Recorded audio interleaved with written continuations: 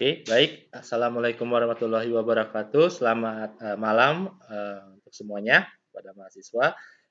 Kembali lagi kita balik ke pertemuan kita. Maaf ya, ini bukan pertemuan 9 tapi pertemuan ke-10 ya, dari mata kuliah Augmented Reality. Jadi pertemuan 9 yang minggu lalu itu adalah saya telah melakukan briefing kepada teman-teman ya mengenai tugas yang teman-teman akan lakukan ya selama kurang lebih 7 pertemuan mendatang ya. Di mana tugasnya teman-teman sebenarnya minggu lalu sudah saya bahas ya. Teman-teman membuat sebuah aplikasi yaitu augmented reality, bisa desktop, bisa mobile, up to you ya. Lebih enak sih mobile sih sebenarnya ya. Di mana nanti setelah kalian buat aplikasinya kalian harus masukin ke jurnal. Udah ya, udah jelas itu. Ya, good. Nah, untuk hari ini saya akan menjelaskan mengenai marker yang pertama yaitu marker based tracking ya. Jadi sebenarnya di AR itu ada dua marker ya, yaitu marker based sama atau marker based tracking. Nah, kalau untuk yang hari ini saya akan bahas yang marker based. Untuk minggu depan saya akan bahas markerless based tracking ya. Oke, sebelum saya jelaskan lebih jauh tentang AR itu sendiri, saya juga harus mulai dari sejarahnya terlebih dahulu. Pak Ade sepertinya juga sudah sedikit memberikan definisinya ya tentang AR itu seperti apa. Betul bahwa AR ini sebenarnya telah dikembangkan dan ditemukan oleh satu peneliti yang namanya Azuma tahun 97. Dia itu secara fokus itu sebenarnya bidangnya di virtual reality pas awalnya. Karena kalau kita tarik lagi ke awal, AR sama VR itu sebenarnya adalah cabang dari keilmuan computer vision ya, machine vision, computer vision yang dimana sebenarnya teman-teman ini udah dari zaman dulu banget ini sebenarnya ada gitu lah, apalagi yang virtual reality ya, contohnya seperti itu ya. Nggak serta merta tiba-tiba jadi AR atau VR gitu, enggak. Jadi melalui proses secara awal. Nah, computer vision ini cabang awalnya lagi ya, sebelum ada computer vision itu ada di ranahnya robotik gitu loh. Jadi kalau misalnya yang robotik yang kalian lihat yang kayak apa sih sensor yang pencarian deteksi api itu kan, nah itu salah satunya sebenarnya penerapannya dari apa machine vision gitu loh. Nah dari itu diturunkan sehingga pada waktu itu si Azuma udah agak sedikit bosan dengan apa penelitian di virtual reality, dia coba untuk menemukan gimana caranya supaya objek yang ada di apa dunia maya di 3D itu bisa nggak sih muncul di dunia nyata dengan ilusi atau ilusi optik gitu kan. Ternyata dia bisa melakukan itu. Jadi dia menghilangkan batasan-batasan yang ada di virtual reality, yang mana si virtual reality ini nanti jatuhnya kita masuk ke dalamnya gitu ya. Kalau untuk AR enggak, berarti otomatis yang objek-objek tiga dimensi itu apa kita hadirkan di dunia nyata gitu kan ya. Oke. Oke, nah ini ada definisi-definisinya bahwa yes, AR itu adalah kombinasi antara apa dunia nyata dan virtual, udah pasti ya. Kita bisa setelah objek itu bisa hadir di apa dunia nyata, otomatis kita bisa melakukan interaksi di situ ya kan? Makanya interaktif in real time gitu loh. Nah, interaksi bentuknya seperti apa? Macam-macam. Sesuai dengan apa yang kita mau tampilkan di dunia real tiga dimensinya itu si objeknya itu. Kita bisa mengobservasi objek tiga dimensi kayak contohnya kayak kayak apa ya anatomi tubuh gitu ya, kita bisa ngelihat oh ini posisi apa otak tuh seperti ini gitu kan ya, terus tulang tuh seperti ini, terus membran itu seperti ini gitu kan ya, itu bisa melakukan sarana observasi untuk pembelajaran gitu kan ya. Nah, lalu yang terakhir ada registered in 3D, betul. Jadi objek itu sebenarnya nggak tiga dimensi aja ya. Tiga dimensi ini adalah salah satu apa layanan yang bisa diberikan sama si AR itu sendiri. Jadi di AR itu objek yang bisa dimunculkan tidak terbatas hanya 3D aja. Bisa 3D atau 2D. 2D itu apa? Bisa gambar yang planar atau bisa berupa data. Ya, data juga bisa. Data kayak gimana, Pak?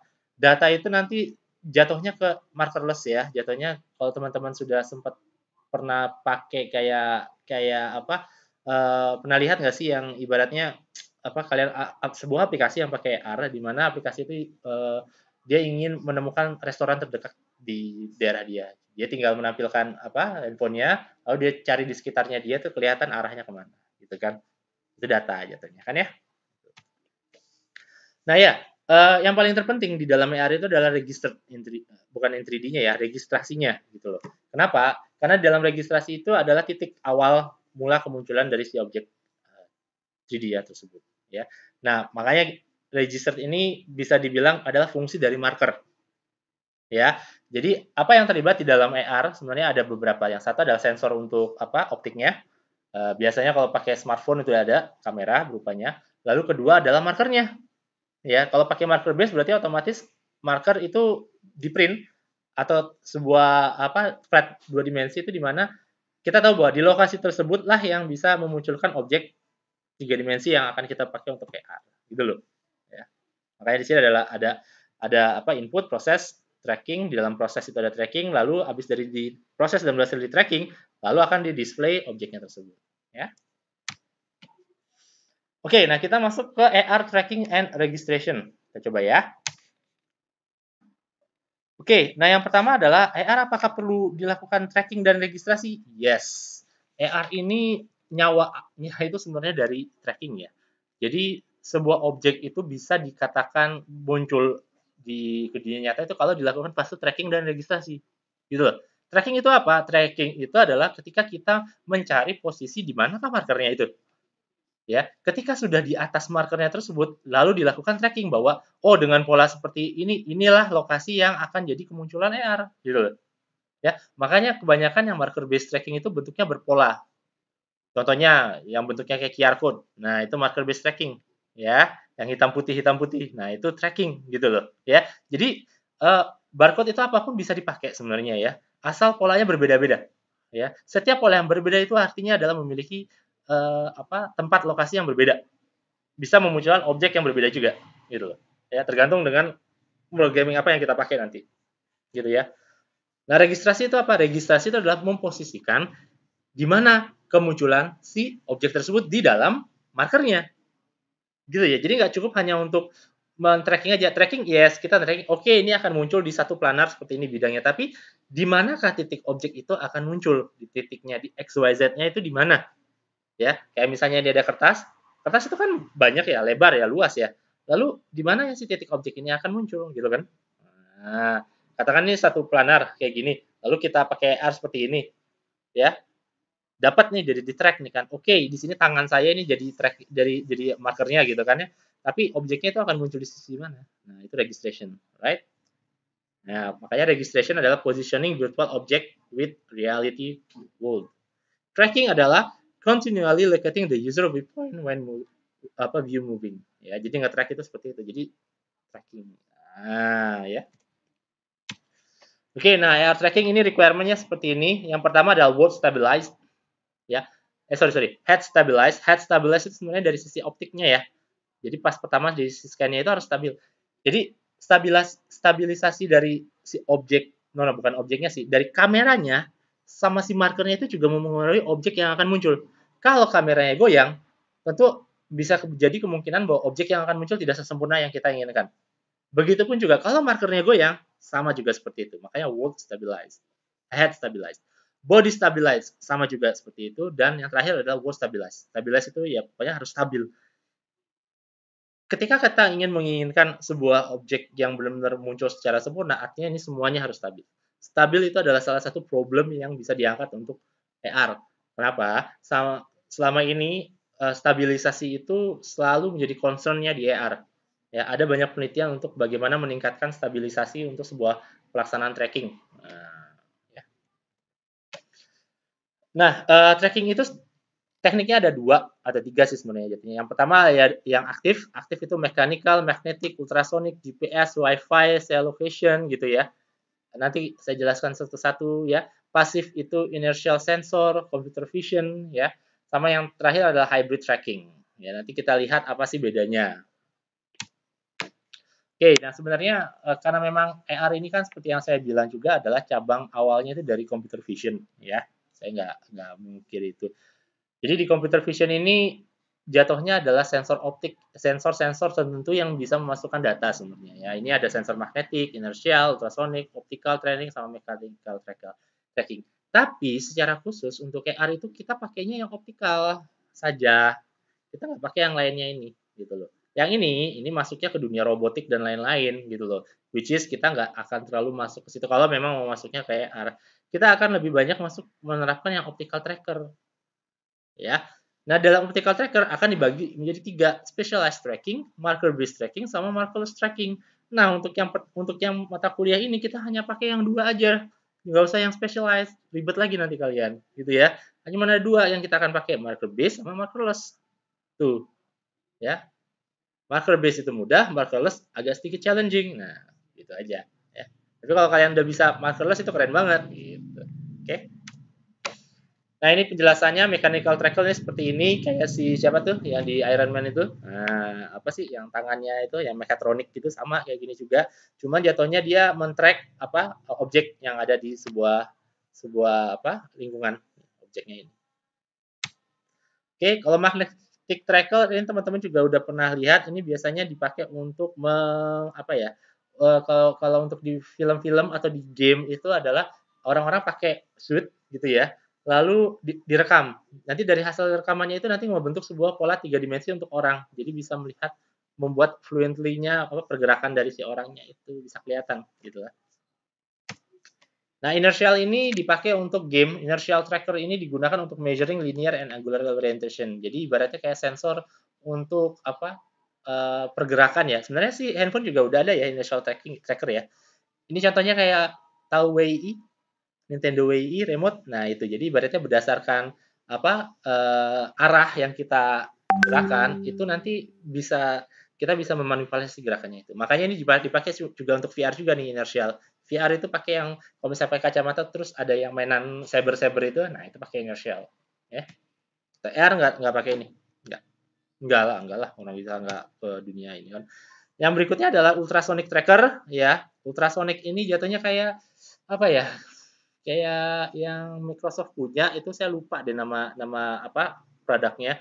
Itu jatuhnya dia Kinetic. Nah, Kinetic pakai ultrasonic tracker ya. Jadi ibaratnya ada sensor kita taruh pakai Xbox juga pakai Kinetic juga. Jadi kita tinggal ya kayak mainan-mainan yang gitu loh ya, yang dance-dance itu. Nah, bisa ke track bahwa kita lagi dance arahnya sini situ situ. Kita nggak pakai arah itu ya. Oke, GPS kemungkinan kita masih tetap pakai ya, soalnya yang di Pokemon Go itu pakai GPS. Ya, jadi dia mengcombine GPS sama AR gitu loh. Keren sih. Tapi kita nggak akan sampai situ ya. Itu butuh riset yang sangat panjang buat teman-teman ya. Dan saya sarankan jangan di riset itu, tapi dibuatkan produknya itu lebih keren. Kalau kalian mau buat itu jangan kalau di riset untuk skripsi not worth it kalau menurut saya. Lebih baik itu dipakai untuk produk dan jualan kalian untung gitu kan daripada itu ya. Oke, mobile sensor, mobile juga udah ada tuh kan, udah ada sensor-sensornya, inertial udah masuk kan ya, accelerometer juga ada. Nah, kenapa pakai optical untuk yang AR? Karena balik lagi ini cabangnya kan sebenarnya AR seperti yang saya tadi bilang adalah cabangnya computer vision ya, ya. Jadi di computer vision ini memang sensor optiknya itu adalah sensor optik gitu loh. Dimana pertama bahwa untuk memudahkan lagi bahwa banyak sekali semua orang sekarang pakai handphone ya, smartphone ya. Dimana smartphone itu udah pada terintegrasi sama kamera. Ya udah, gampang, easy. Ya. Jadi ibaratnya untuk segmen pasarnya yang akan pakai juga ada gitu loh. Jadi nggak perlu beli tambahan alat lagi untuk menggunakan aplikasi yang kita buat gitu kan. So it's good gitu kan. Oke, jadi karena di dalam smartphone-nya itu ada banyak tadi accelerometer, ada inertial juga, jadi sudah terintegrated gitu. Jadi kita tinggal buat aplikasinya doang gitu. Kita nggak usah mikirin hardware-nya. Makanya provide precise alignment between video and AR overlay gitu kan. Dan ya yang tadi saya sudah sebut bahwa ya ini karena disiplin ilmunya computer vision ya ranahnya ya berarti optikal tetaplah ya. Tahu kan ya computer vision? Tahu lah harusnya ya. Computer vision itu jatuhnya kalau kalian pernah lihat bukan film ya, ya Bu dari film juga bisa. Kayak misalnya ini yang diterapin di Jakarta nih belakangan ini waktu itu tuh yang tentang untuk pelanggaran pengendara motor atau mobil gitu ya. Kan bisa dapat slip apa? Slip bukan slip gaji ya, slip apa? Denda gitu kan dari kamera itu kan dari optical tracking itu, dari computer vision itu. Jadi dilihat ada pelanggarannya, itu platnya apa terus dibaca. Nah, itu computer vision. Mirip sama AR sama, soalnya mbahnya si AR ini adalah computer vision. Oke. Nah, ini markernya ada dua lah ya jatuhnya ya, yang tiga enggak, yang dua aja, marker tracking sama markerless tracking. Bedanya apa? Ya markerless tracking saya jelaskan minggu depan, tapi nggak apa-apa saya sedikit hints. Bedanya adalah kalau marker itu harus ada yang ini di print sebagai tempat penanda si objek itu muncul, ya, tuh marker. Kalau markerless enggak. Jadi ibaratnya tanpa ada si kotak-kotak ini nih atau yang di print ini sebagai penanda, dia bisa tetap masuk. Nah, bisa akan muncul gitu. Bedanya itu aja sih sebenarnya. Tapi bentuknya markerless itu ada banyak sehingga saya siapkan untuk minggu depan. Kalau marker tracking udah sebenarnya intinya adalah ini, kertas yang ada berpola yang kita registrasi bahwa itu adalah marker, ya udah. Kalau kita melakukan tracking di marker tersebut ya akan muncul objeknya gitu. Ya, ini marker tracking ini sudah 10 tahun lebih kurang lebihnya, bentuknya adalah kotak ya seperti yang ini bentuknya seperti ini lah pokoknya. Ya, di mana nanti di atas tempat ini kalau memang dijadikan sebagai marker ya objek itu akan muncul. Ya, artinya seperti ini. Demo saya nggak taruh di sini nih ada, silakan dicari tapi nggak usah lah ya, maksudnya ya cari di YouTube juga ada banyak kok, lihat-lihat atau enggak kalian pakai aplikasinya yang download di Google Play ada banyak gitu. Nah, boleh silakan. Nah, cara kerjanya dari marker based tracking seperti apa nih? Seperti ini, ya. Pertama adalah dia men-search marker, ya. Ya, video streaming ya pakai kamera ya, nge-search marker. Ini ada markernya. Pas di marker terus find marker, terus identify marker apakah benar marker ini yang sudah diregistrasi. Kalau sudah, berarti otomatis dia akan memunculkan objek 3 dimensi. Nah, ya. Kayak gitu pola metodenya dari marker based tracking. Simple and not and easy gitu loh. Nah, goal-nya adalah untuk problematika yang ada di AR ini adalah bagaimana kita menemukan posisi yang paling tepat untuk bisa mendapatkan kualitas objek AR yang baik. Ya. Ini XYZ ya, bukan XY doang, XYZ. Jadi ibaratnya ini kamera bisa koordinasinya wow di mana-mana. Ini markernya bisa kayak gini bentuknya. Nah, makanya seperti ini koordinat marker. Nah, ini bentuknya seperti ini. Ini yang kamera. Ini dari kamera ini markernya, gitu kan. Nah, bayangkan ini dia bisa di mana-mana nih si kameranya. Oke. Nah, ini tadi tracking udah ya jelas ya, kayak yang tadi. Sama kok kayak yang ini. Sama. Malah saya lebih suka yang ini malah yang dari AR Toolkit, ya. Sama. Nah, ini bentuknya kayak gini sebenarnya kalau proses trackingnya ya, dia pakai sama kayak image processing juga. Dia melakukan proses grayscaling juga. Cuman masalahnya kenapa bisa dibilang bahwa marker yang hitam putih itu sudah baik, ya? Karena dia udah grayscaling gitu, udah hitam putih gitu kan, nggak perlu di grayscaling lagi gitu kan. Tapi apakah kalau berwarna gimana Pak? Kalau berwarna markernya ya harus di grayscaling dulu. Ini prosesnya seperti ini. Nanti kalau misalnya udah, terus di grayscaling, habis di grayscaling baru di iniin apa? Dapatlah ini bahwa yang bentuknya seperti ini nih, ini akan muncul objeknya gitu. Ya udah kayak gitu ya, standar ya. Ini markernya ya kayak gini bentuknya. Ya. Bisa barcode, bisa berupa pokoknya gini, bisa barcode itu kenapa bagus karena dia berpola. Gitu ya. Dia kalau dipikselin ya bisa terlihat jelas ya. Rectangle, rectangle, rectangle. Tidak menutup kemungkinan untuk yang bentuknya lain. Kayak misalnya kayak brosur, apakah bisa Pak yang warna-warni? Bisa. Tapi selama dia ada polanya, boleh, bisa. Tapi kalau nggak ada polanya, biasanya tuh nanti pas waktu direkognisi untuk yang markernya, ada ini, ada skalanya. 5:5 itu berarti keren. 1:5 itu nggak bisa dipakai gitu ya. Kalau semakin dia baik, semakin bagus. Ya, semakin bisa direkognisi, semakin bagus. Semakin tidak bisa direkognisi berarti jelek. Itu harus diganti aja. Oke. Ya ininya ya matriksnya ya dari matriks ini kalau sebenarnya. Ini kalian kalau mau belajarin ini sebenarnya erat ya, erat sama bidangnya image processing juga. Soalnya gini, ini urutannya ya saya bilang ya. Pertama itu robotik, dari robotik terus berpecah ke machine computer vision. Di dalamnya computer vision itu ada image processing sama machine processing gitu loh. Machine vision gitu loh, sorry, machine vision. Ya, ada dua itu. Ya, jadi ibaratnya saling berkaitan. Jadi kalau misalnya AR nggak pakai image processing juga aneh juga. AR nggak pakai computer vision juga aneh juga. Dia gabungan gitu jatuhnya. Ya.